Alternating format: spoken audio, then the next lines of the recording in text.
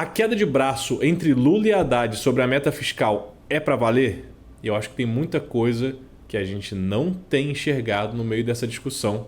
E esse é o tema hoje do Ligando os Pontos, aqui no Monitor do Mercado. Sejam muito bem-vindas, muito bem-vindos.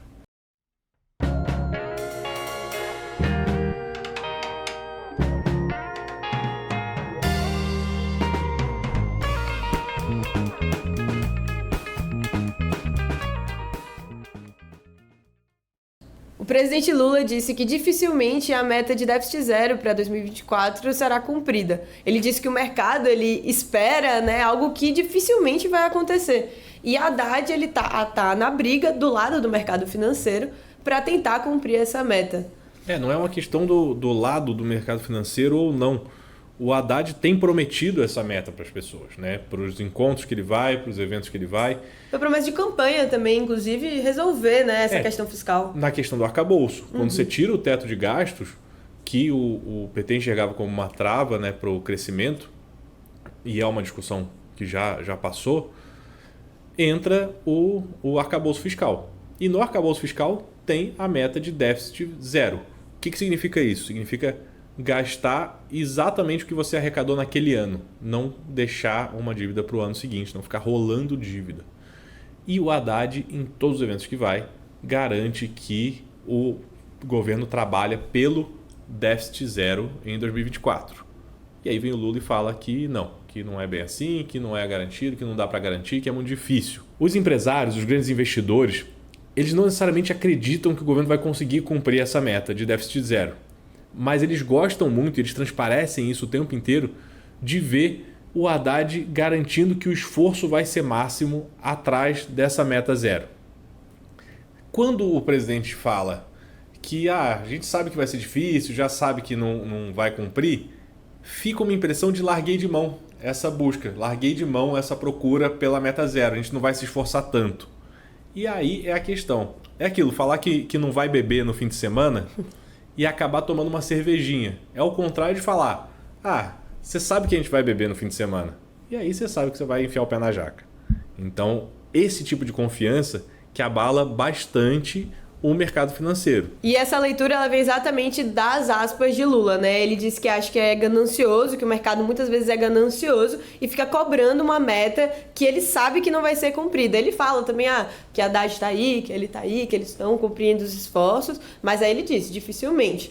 E isso que você falou de expectativa, A expectativa de beber no final de semana e a expectativa de não beber e acabar bebendo. É isso que mexe com o mercado. Se você tem uma expectativa de que vai ter o déficit zero e não...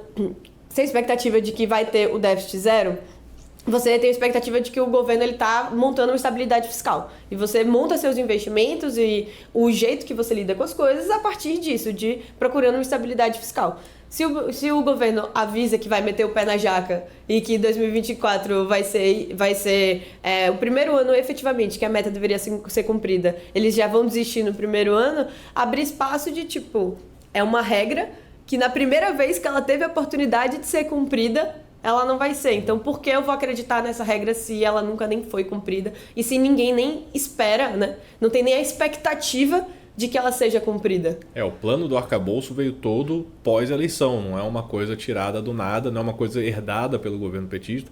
O arcabouço fiscal veio pelo governo petista. Então, quando o Lula fala que não vai dar para cumprir, que é impossível cumprir, ele está falando que, o próprio plano apresentado por eles, lógico que tem o Congresso, tem as discussões no Congresso, mas o próprio plano apresentado pelo governo é impossível de ser cumprido. Então, por que se apresentou o plano? Fica a questão.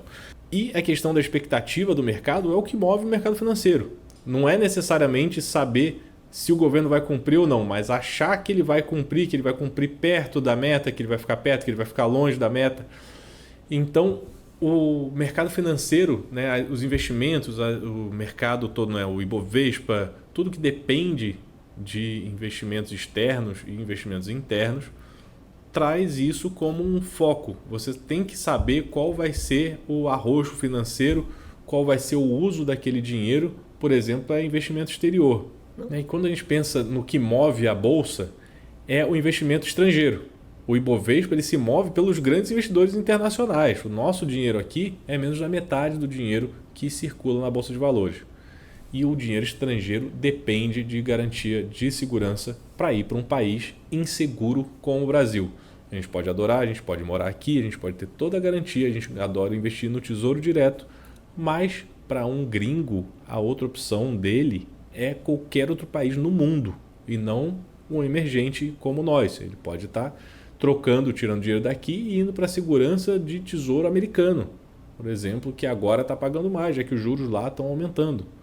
Então, esse tipo de voo para a segurança que a gente pode evitar quando garante para o dono do dinheiro que o governo vai amarrar bem aqui os próprios gastos. E eu acho também que uma comparação dessa do investimento exterior, ela pode ser uma comparação na bolsa. Você tem 6, 7 petrolíferas que você pode investir na bolsa. E aí você olha qual empresa é melhor. Você tem 20, 40 países emergentes que você pode investir. Eles estão no setor, países emergentes. Qual país você vai investir? Lula, ele fala que um Brasil em condições... o Brasil dessas dimensões continentais e com o PIB que a gente tem, ele não tem problema se ele ficar em 0,2%. Ele não precisa ficar em 0%.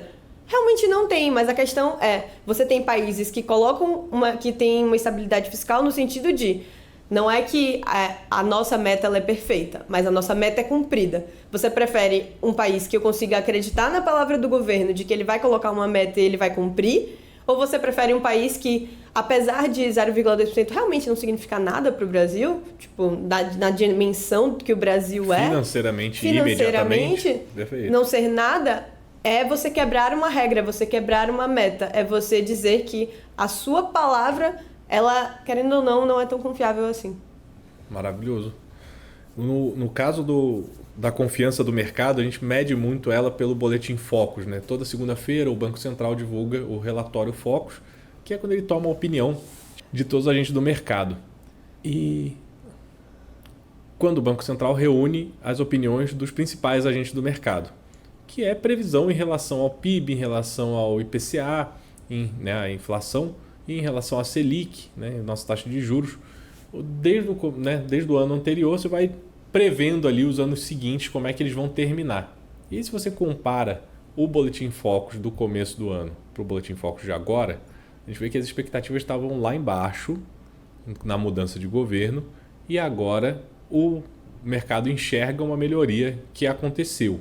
Vamos lá, a inflação, a perspectiva é que ela terminasse o ano em 5,36%. Hoje a perspectiva é terminar o ano em 4,63%.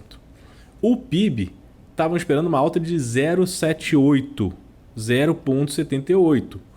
A gente vai terminar com uma alta próxima ali do 2,9%.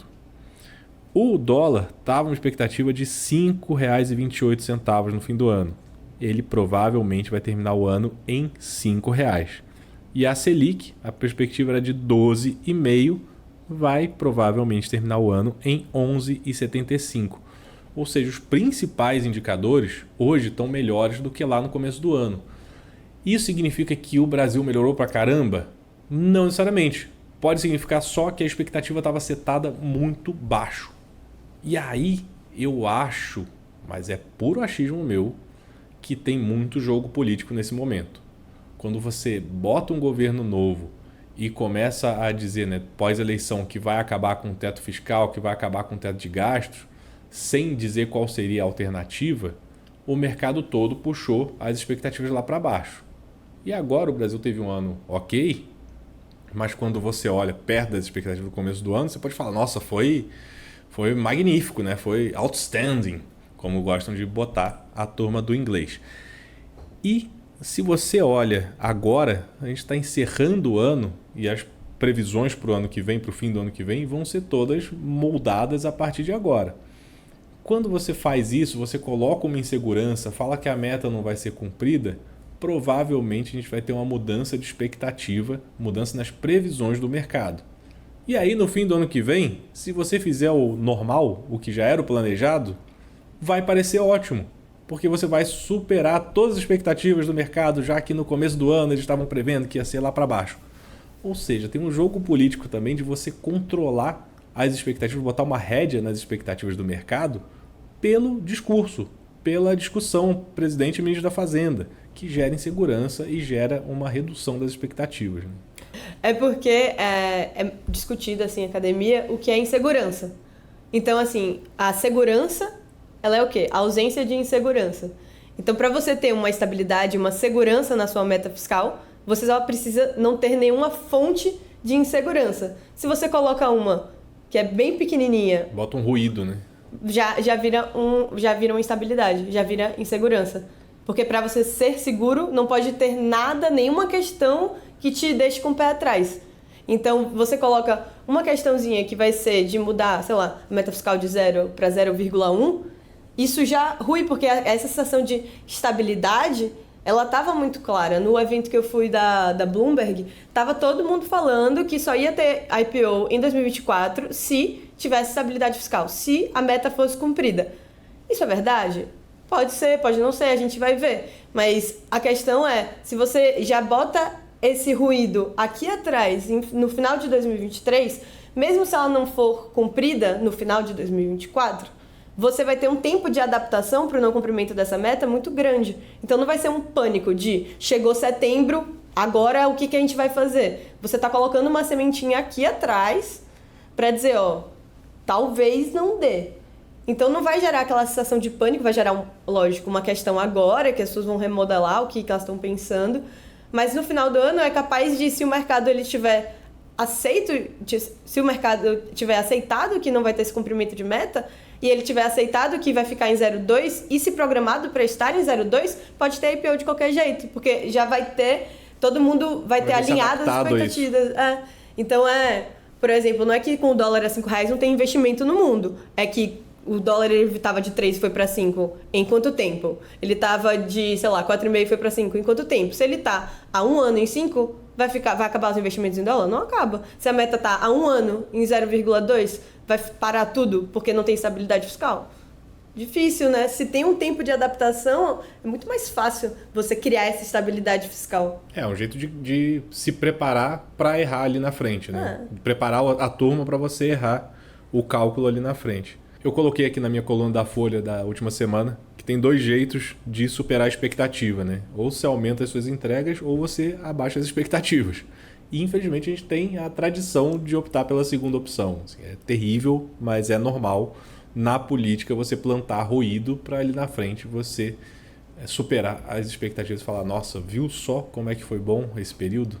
Ou mudar a base de cálculo, né? Você muda a base de cálculo e fala, olha, deu outro resultado diferente do que vocês tinham dito que tinha dado. Então, esse tipo de saída para o Brasil é bem aquele aluno que passa com 4,5 porque o professor arredondou para cima, sabe? Esse tipo de problema. Nessa discussão do Lula com o Haddad, eu lembrei bastante de um livro que o Thomas Traumann foi ministro da Dilma de comunicações, não, foi secretário de comunicações da Dilma, mas é um jornalista, velha guarda aqui, foi da Veja, está no Poder 360 hoje. E ele escreveu um livro que chama O Pior Emprego do Mundo, até imprimi a capa aqui, que é uma entrevista com 14 ministros da Fazenda, e é muito bom, porque realmente toda decisão de um ministro da Fazenda vai afetar o bolso dos milhões de brasileiros, dos 200 milhões de brasileiros. Então, toda pressão do governo é em cima desse sujeito. E quando o presidente precisa de alguém para empurrar do penhasco, para falar, olha só, a sua vida está ruim, mas as decisões desse cara são terríveis, é o ministro da Fazenda. Você nunca vai ver um presidente fritando um ministro das comunicações, sabe? Um ministro, sei lá, da agricultura. Não, é o ministro da Fazenda, porque toda decisão dele vai afetar o seu bolso, a cesta básica, o tempo que você vai no mercado. Então, é muito legal esse livro, recomendo super, que são 14 entrevistas com ministros. E eu não estou ganhando para esse merchan, Thomas Traumann, clica aqui, curte o vídeo e espalha para os outros. Não, e é muito bom isso, porque toda decisão que o ministro da Fazenda toma, ele discorda de alguém. Ele discorda ou do presidente, ou ele discorda do mercado financeiro, ou ele discorda do mercado financeiro do exterior, ou ele discorda das políticas populares aqui no Brasil. Ele sempre vai discordar de alguém. É tipo, você botar uma ciclofaixa no meio da rua, você vai agradar a galera que anda de bicicleta, você vai agradar os pedestres que não tem que ficar passando, você vai irritar os carros porque a faixa deles diminuíram. Os motoristas dos carros não sentem nada. Você vai irritar os motoqueiros, porque eles queriam uma faixa só pra eles também, porque botou a ciclofaixa eu não posso dirigir, porque não botou uma motofaixa. Então é literalmente o pior trabalho do mundo. Muito bom. Perfeita análise. As entrevistas são muito boas, são muito legais. A gente segue aqui acompanhando as decisões políticas, os discursos, os ruídos e as notícias que importam de verdade no Monitor do Mercado. O que você realmente precisa saber do mercado financeiro. A gente está aqui no podcast, nos nossos outros podcasts, no Spotify, no YouTube e no site monitordomercado.com.br. Muito obrigado, se inscreva no canal, curta o vídeo, compartilha com os amigos, que é assim que a gente leva mais informação para mais gente.